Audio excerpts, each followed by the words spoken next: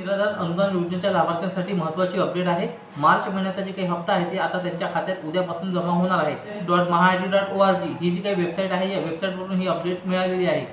लाभार्थ्यांचा स्टेटस किंवा लाभार्थ्यांना आतापर्यंत किती रुपये कोणकोणत्या महिन्याचा लाभ मिळालेला आहे हे स्टेटस पाहण्यासाठी आपण sas.mahaid.org या वेबसाईटवरून जे आहे ते स्टेटस चेक करत असतो। तर त्या ठिकाणी ही नोटीस लावण्यात आलेली आहे दिनांक 11 मार्च 2026 सायंकाळी 6 वाजतापासून तर 12 मार्च 2026 सायंकाळी 11 वाजेपर्यंत या वेबसाईटवर जे आहे ते बेनिफिशियरी म्हणजे जे लाभार्थी आहेत योजनेतील त्या लाभार्थ्यांना लाभ वितरणाची प्रोसेस होणार आहे।